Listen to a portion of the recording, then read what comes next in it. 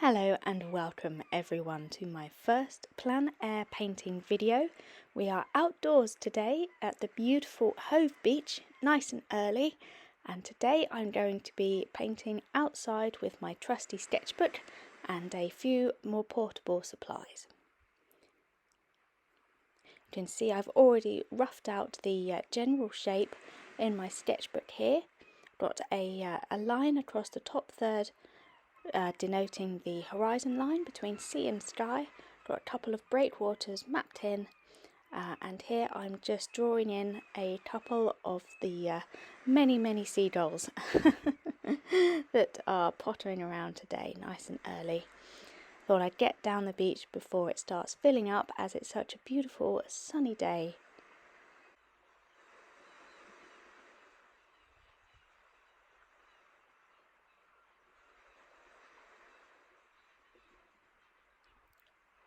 So here are today's supplies. Quite a small selection I'll try and show you today. I've propped up my sketchbook on a little bed of shingle, so everything of course is slipping down because my sketchbook's at an angle. Don't know if you can see there, but I have a small flat wash brush. This is my Princeton Neptune modeler brush. A spare squirrel mop. This is my travelling mop brush. It's a bit ratty and old, so I don't use it very often. I don't mind if it gets a bit tattered. I've got a fan brush, a flat brush, a lid-free brush, a little bottle of water, and my micro portable painter paint palette, which is storing my little pans. This is a wonderful little gadget. It folds out beautifully into a remarkable amount actually of useful compartments. You can see on the bottom there it's got a little thumb ring, which I'm not going to use today, but these are my colours. So reading from the left across, we've got French ochre, raw sienna, cobalt blue, and then burnt umber, permanent yellow, and Davidson's grey there. These are all from my own handmade small batch paint range. Lovely little colours. I'll pop a link to them in our Etsy store in the video description if anybody's interested in checking them out. But you can see here how this lovely little palette slots together beautifully. For such a small portable thing, it actually has a remarkable amount of space. You can see there's at least 4 wells for you to mix your colour in, and the big one on the right is a larger, deeper well for your water.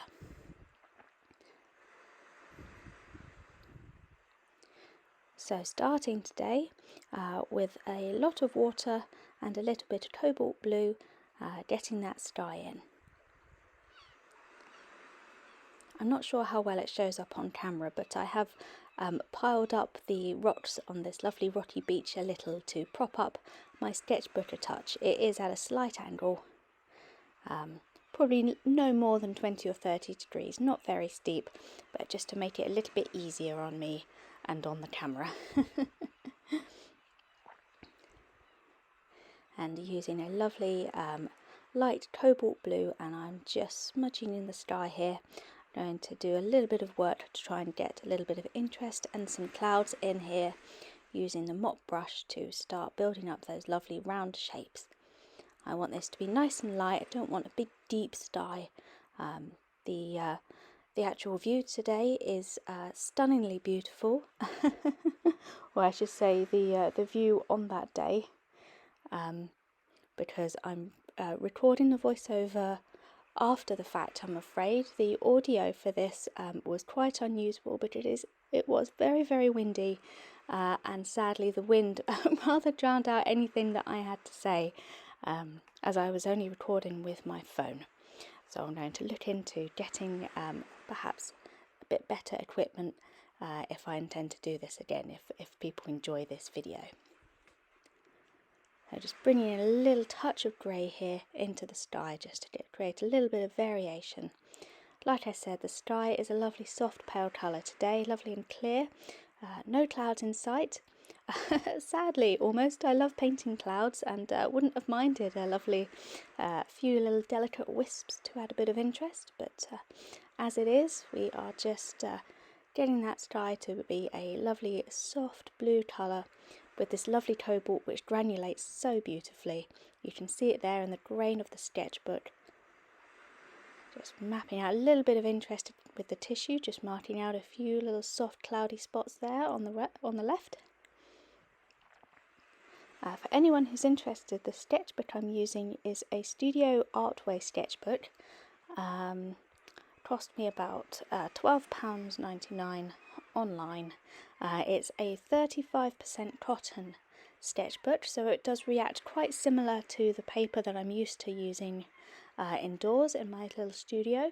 Not exactly the same way, and as you can see, we're out in the sunshine, and the paint in the water is drying remarkably faster than I'm used to, because the sun is really beaming down. So that's something to bear in mind with plein air sketching, is to factor in the factor the weather into your equations.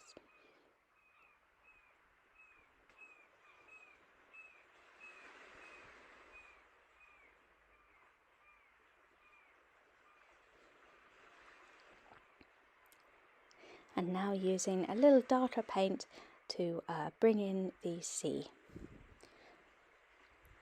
Again, this is cobalt. This is the only blue I brought. You would see in my little palette there.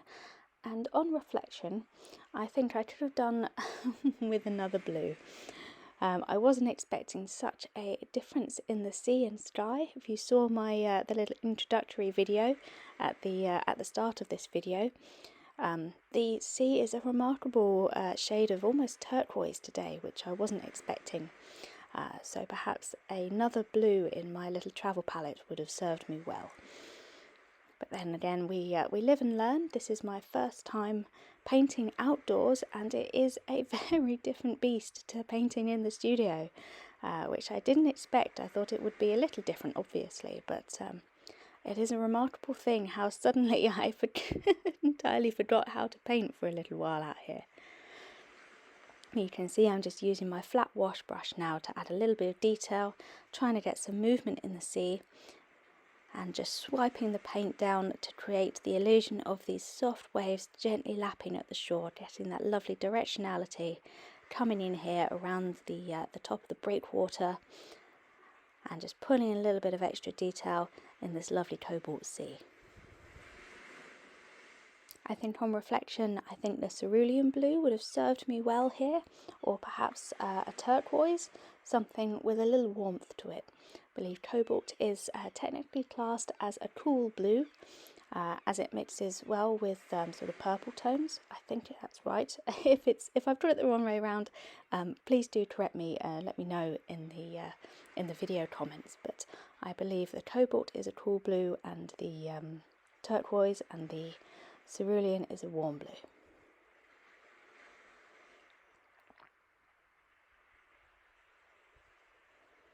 See, just using this lovely little flat brush here to just really get some shape and some texture as much as possible in the sea. Lovely, trying to get a little bit of extra movement in there.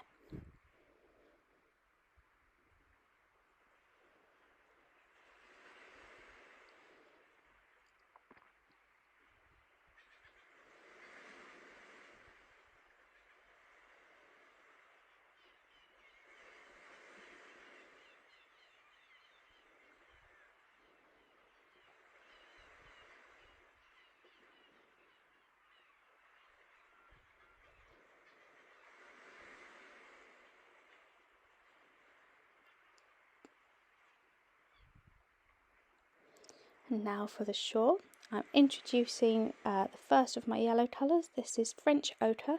It's a lovely pale, creamy, soft sort of yellow colour, yellowish ochre, but it's very pale. You can see it's going on there, quite light, which is going to form the basis of our beach.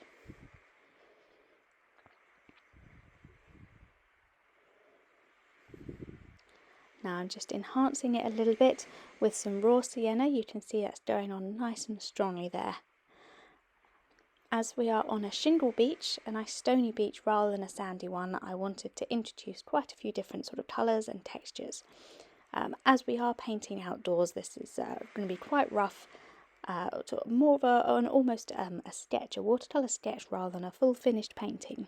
Trying to just map in the shapes, the colours, the textures, and just generally get get the feel of this lovely sunny day. I'm using plenty of water as it's drying out so quickly in the sun, and just trying to get a little bit of blending, a little bit of colour differentiation, marking out the shingle points on this lovely beach. And now I'm able to use my flat brush to quickly mark out the shapes of these lovely breakwaters. I've got two in my immediate field of vision here, one taller than the other. This is the high one. This one you can actually go ahead and walk out on if you're careful. I'm not sure that it's advised, but you can get there, trust me. So they're all made of this lovely sort of warm coloured stone. So it's quite easy to do straight lines and geometric shapes with the flat brush, which is why I've chosen to bring one today. I'm using it to put in some of the darks around the base of the breakwater. What we are a little too far away to see in the actual, if I actually was to tilt the camera up and show you, is that around the bottom of these breakwaters is a large amount of mussel beds and shellfish sort of collection, which clusters up as these lovely sort of dark, strikingly black marks from a distance. But if you actually get closer, you can see it's all a little collection of mussels, which obviously gather there at high tide. Tide's very low today, which is why we can see them, which is why the beds are exposed. We get this lovely dark contrast along the bottom of the breakwaters today. And simply just using the flat brush and a little bit of diluted paint, just rough in some reflection of this breakwater. And again, now doing it for the second one, just again using that flat brush, that lovely sharp edge to get the first shapes in.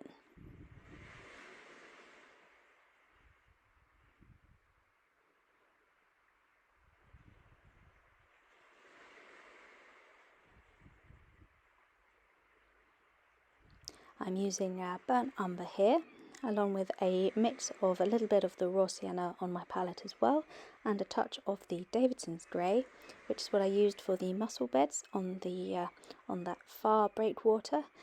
Davidson's grey is a really lovely paint. It's inspired, of course, by Payne's grey, an old favourite, really, really lovely paint. But this is our own mix, and it has a lovely bluish hint to it, which comes out if you use enough water. So again, you can see I'm just putting it along the bottom of this closer breakwater here. Again, this lovely, the lovely shellfish, the mussel beds, which show up at low tide, also give us a lovely variety of colour on this otherwise slightly featureless beach.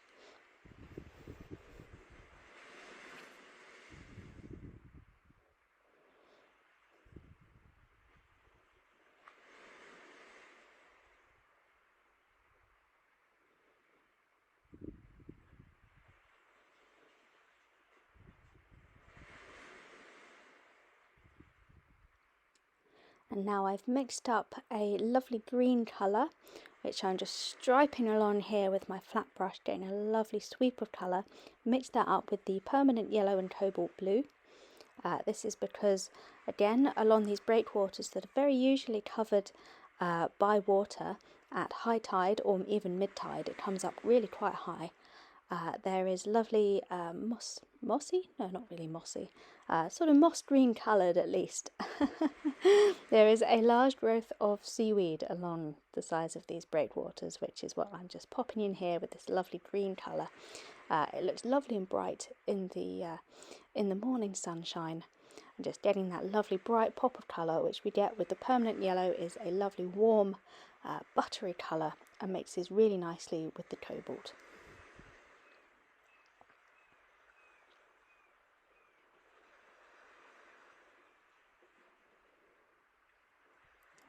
And there we are, simple as that, just that sweep of green with the flat brush along the bottom half of the breakwater. Like I said, this feels more akin to sketching with watercolour rather than sitting down and very carefully and very mindfully plotting out a full and finished piece. Trying to capture the moment and capture the spirit of actually being here and actually painting outdoors for the first time.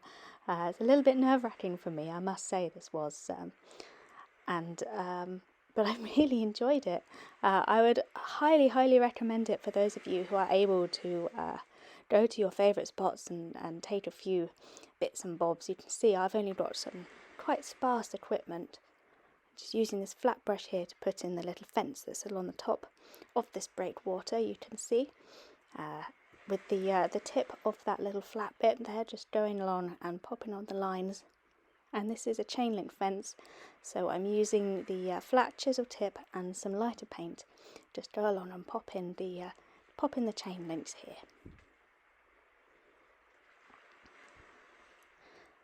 But as I was saying, yeah, painting outside or on plein air, as the posh artists call it. I would highly recommend it for anyone to give it a go. It's a very different feeling to painting in a studio, but a really fun experience, and I'm definitely interested in doing it again. So please let me know in the comments if this is the sort of video that other people are interested in seeing, maybe different places, different scenes, and who knows, maybe my technique will improve significantly the more I do it.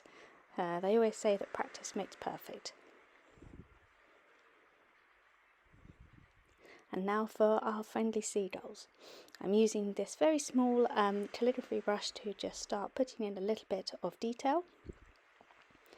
They're all lined up on the breakwater over there, so I'm giving them a lovely bit of little grey backs and grey wings.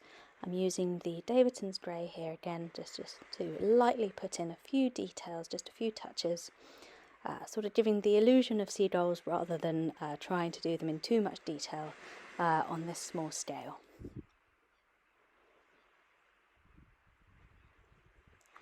And on reflection, this does rather make me think that I wish I had brought a white with me, either a white gouache or perhaps a white gel pen, which is really useful for watercolour, to just pop in little pops of white over the where you've already painted. I think that would have worked really nicely for the gulls, and I think I'll definitely be including it in my next outdoor kit. And of course, we live and learn, and what I learned is I didn't bring quite the right equipment. And I also had a visitor. This friendly crow has been hopping around me the entire time. So there we go, I thought I'd give him a little bit of my sandwich. Tossed him a little bit of tuna mayo, which he seems pleased as punch with. Look at that. Little proud, handsome fellow.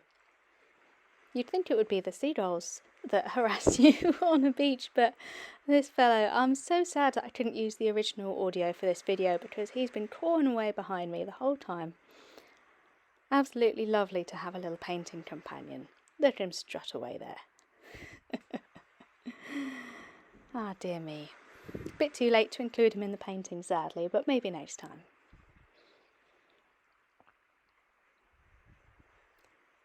So now I'm just going to do the reflection for this second breakwater, again using the flat brush and some really light paint. This is a mixture of pretty much everything in my palette so far. A little bit of the grey, the brown and the green that I've mixed up with quite a lot of water, so it's really light. And you can see I'm just stuffing it along here with the flat brush and creating the illusion not only of reflection, but of it, the breakwater extending further into the water below the surface of the sea, just pulling that darker line out very slightly longer to the left.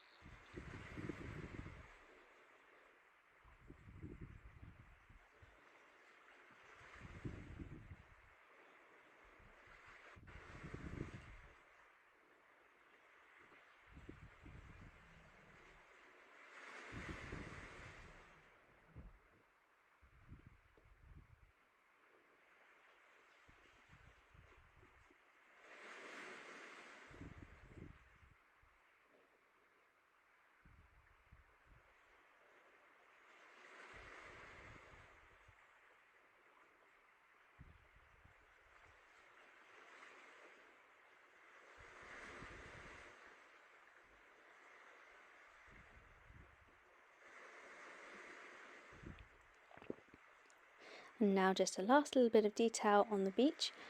I've tried to imitate the shingle and the lovely stones that you can see here. You can see they're almost all sort of dark colour and sort of tan and orange and brown, these lovely rich tonal colours. So I'm using my fan brush here and I'm spattering our beach. Get some lovely little paint spatters there. I'm going to use all three of my soft sort of sandy colours, so the French ochre, the raw sienna and the burnt umber.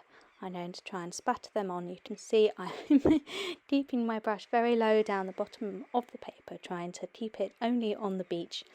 I don't want to spatter the sea too much there, using my tissue to just mop up some spatters that got a little bit carried away. But layering up my ochre, my sienna and my umber, just to try and create the illusion of these lovely shingle stones that are on this beach. It would be interesting to paint a sandy beach, but there isn't any too locally for me. They'd be a bit of a bus drive away or a train journey. So maybe one day. Just using my tissue to blot up any excess water that came off from the spatters there.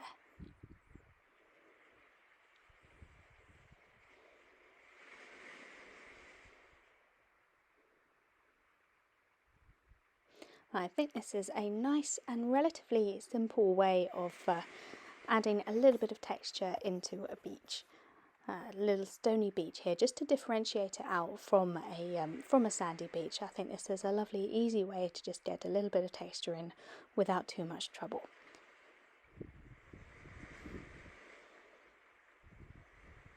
And now as the wind is picking up, so too are the seagulls, our lovely collection of herring gulls and a few blackbacks that we get down here, starting to wheel and circle above, so I thought I'd pop them in as well. Just using the really fine brush. This is a calligraphy brush, but any small fine brush would do here. I don't really use this one very much, so I decided to make it a part of my outdoor painting kit, so if it gets ruined, it won't be the end of the world.